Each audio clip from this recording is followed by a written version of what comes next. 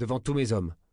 Je veux prendre l'ordre de chevalerie de votre main. » « Vous souhaitez que je vous adoube chevalier, votre majesté » m'étonnai-je. « En effet. Mais vous avez déjà été adoubé par le connétable de Bourbon, lors de votre sacre. » Il acquiesce en silence, les sourcils légèrement froncés. Un sourire sarcastique fleurit sur mes lèvres. Je lance un coup d'œil par-dessus mon épaule pour vérifier que personne ne nous écoute. Le connétable de Bourbon, Charles III, commandant de notre armée et futur gouverneur du duché de Milan, que nous allons récupérer, ne doit pas être loin de notre position. « Vous ne lui faites pas totalement confiance, n'est-ce pas ?» comprends-je dans un murmure. « Vous craignez qu'il ne vous trahisse auprès de votre ennemi Charles Quint, songeai-je en prêtant attention à ne pas formuler cette pensée dangereuse à voix haute. Mon interlocuteur s'emmure dans son mutisme, ce qui prouve que j'ai visé juste. « Il risque de mal le prendre ?»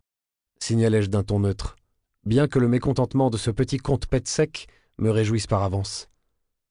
J'espère d'ailleurs qu'il sera tellement contrarié qu'il n'ira plus à la selle pendant une semaine. « Et je l'ai déjà informé de mon intention, lieutenant. »« Alors, je serai plus que ravi de vous adouber chevalier pour célébrer cette belle victoire historique, majesté, » décrétai-je avec fierté, en inclinant la tête vers François Ier, roi de France. Quelques jours après la bataille de Marignan, sur le chemin du retour au bercail, nous faisons halte avec mes hommes dans l'auberge miteuse d'un petit village alpin. Je suis un bon vivant et mon estomac ne cesse de me le rappeler en gargouillant. Je commande les plats les plus copieux au tavernier. Nous mangeons, buvons, chantons, nous vantons de nos exploits à la guerre. Je place des plaisanteries salaces dès que possible, en me repaissant de l'attention générale et des rires gras que je provoque. Tout à coup, mes yeux s'accrochent à ceux d'une femme dans la salle commune.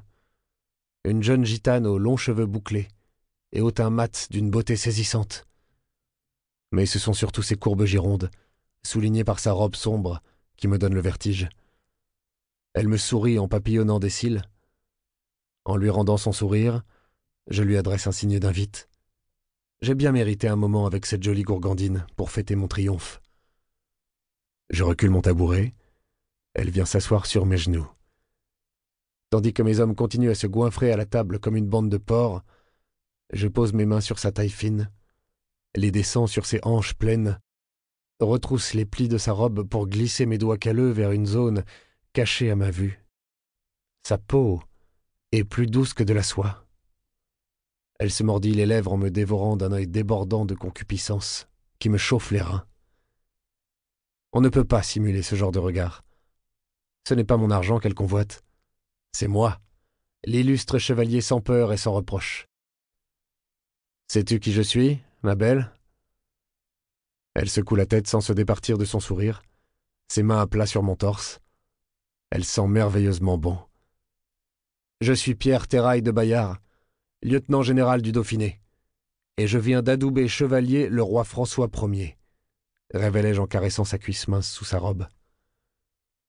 La bohémienne plonge son regard brûlant et ensorcelant dans le mien, en écartant les jambes, pour que j'accède à son intimité. Et je ne pense plus qu'à une chose, la pilonner de toutes mes forces contre un mur, jusqu'à ce qu'elle perde connaissance.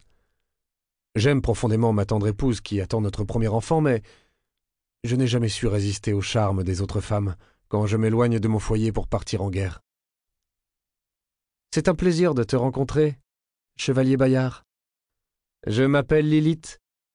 Dis-moi, preux guerrier, es-tu aussi vertueux qu'on le prétend ?» souffle-t-elle à mon oreille. « Et même davantage, rétorquai-je en me rengorgeant. Pourtant, je décèle l'ombre de plusieurs péchés en toi, susurre-t-elle en promenant l'ongle de son index sur ma poitrine, afin d'y tracer des motifs sibyllins. L'orgueil, la gourmandise, et surtout...